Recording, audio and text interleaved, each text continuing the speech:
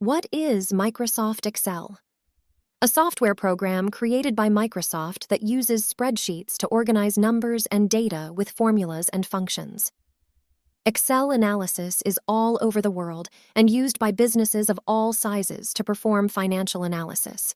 A cell is an essential part of Microsoft Excel.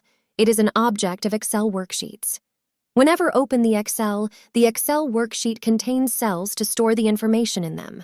Cells are the building blocks of the Excel worksheet. A cell is a rectangular-shaped box. It is a small unit of the Excel spreadsheet. There are around 17 billion cells in an Excel worksheet, which are united together in horizontal and vertical lines. Excel worksheet contains cells in rows and columns. Rows are labeled as numbers and columns as alphabets. It means the rows are identified by numbers and columns by alphabets. In Excel, we can easily identify the cell number we are currently in. We can either find the cell number inside the name box or also from row and column headers. The highlighted row and column in the header is the cell number when a cell is selected. Let's see how to work in Excel. As we know, it has cells. So we will input the data, which contains numbers, text, and symbols. We can type anywhere in the spreadsheet. Now we type in first cell. Let's start to input the data of employees. In the first cell, we type employee information.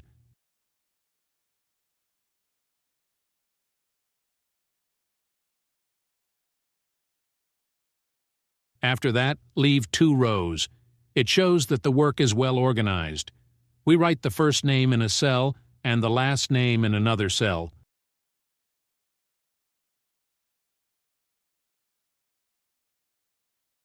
We have 2 ways to move the cursor for typing anywhere by mouse and use the arrow keys. The first person's name is James Hamid.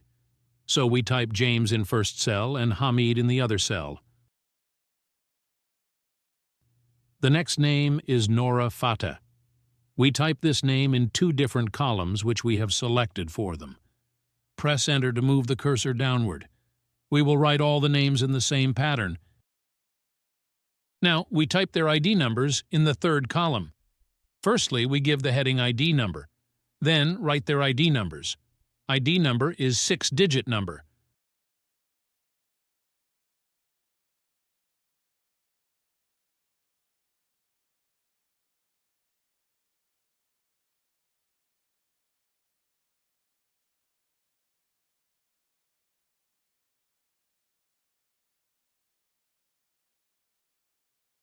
The next step is to enter the hourly wages.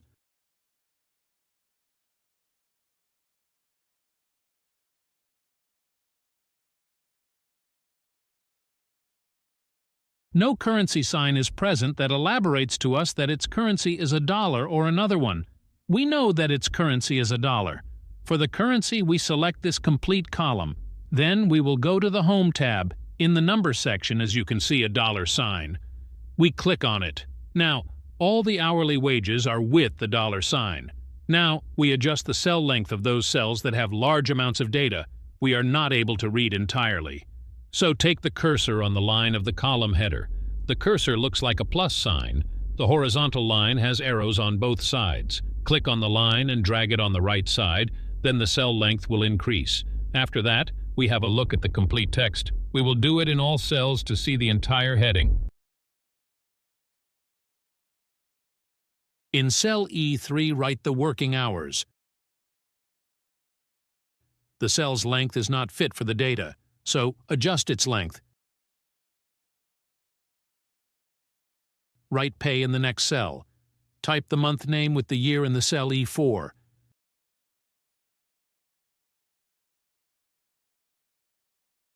Now type the working hours of all the employees.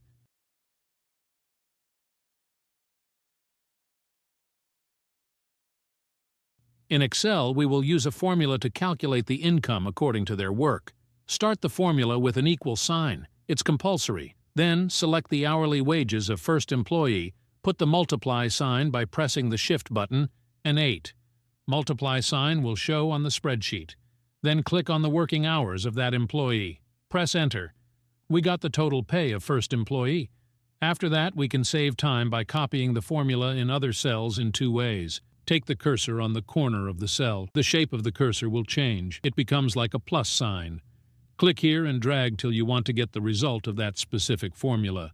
Then, leave the cursor. We got the result. Right-click and select the copy option. Then go to the other cell. You may highlight more than one cell to get the result fast. Again, right-click and now click on Paste. We have got their income. In this column, we have hash instead of value in some cell. This error shows that the value is big as compared to cell's width. We resolve it to adjust the width of the cell. As we increase the width of the column equal to the width of the value, the error will gone. Now we start finding the maximum, minimum, and average pay. Excel has so many predefined formulas. We use the formula of maximum for maximum income. Let's start with an equal sign. Type max, then press the Tab button. The main part is to select the range. Drag the cursor and select the range, no matter whether you drag the mouse in a downward or upward direction. After this, close the bracket and press Enter. We have maximum pay.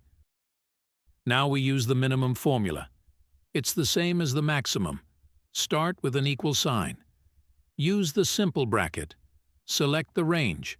Close the bracket and press Enter. Here we got the minimum value. We can insert rows and columns easily. Come to the row header, where you want to add a new row, and right-click on the row header.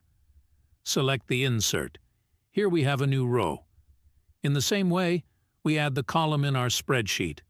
Select the column to the right of where you want to add the new column. Right-click and select Insert.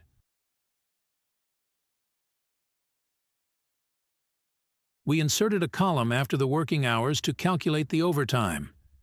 Come up with a formula that will tell us how many hours worked by employees. We use the IF formula here, as the word IF shows that there is a conditional statement. Let's begin the formula with an equal sign. Type IF. Press the Tab button. Now make conditions. Click on cell E5, greater than 40, then add a comma. Then subtract the amount of E5 from the 40. Again, put a comma. 0. It means that if the value of E5 is greater than 40, then subtract that amount from 40. Otherwise, give the result of 0. Close the bracket, press Enter. We got that. He worked 1 hour extra. Copy this formula downward, and we got the result for all workers. You can move from one cell to another by using the arrow keys. Another way to move, use the Tab key to move horizontally to the right. Hold the Shift key and press the Tab key to move horizontally to the left. Use the Enter key to move vertically downward. Hold the Shift key and press Enter to move vertically upward. Now we give them a bonus for working overtime. Let's create a new column and give it a name, Overtime Bonus. Here we calculate a bonus for the overtime hours they worked. So, start the formula with an equal sign. 0.5 multiplied by the hourly wage. So, we are going to give them half of their hourly wages multiplied by the overtime they worked. Close the bracket and press Enter. James earned 1 hour of overtime. We give him his full pay of 41 hours. And an extra 50% of his pay for one of those hours. Let's fill this down and see what we have. Most of them have no bonus because they did not work over 40 hours. Now calculate their total pay. In the new column, we give the name of total pay. Here we sum up the overtime bonus and pay. Let's begin with an equal sign. Type sum. Press the Tab button. Select the range. Close the bracket. Press Enter and use the Fill Down option.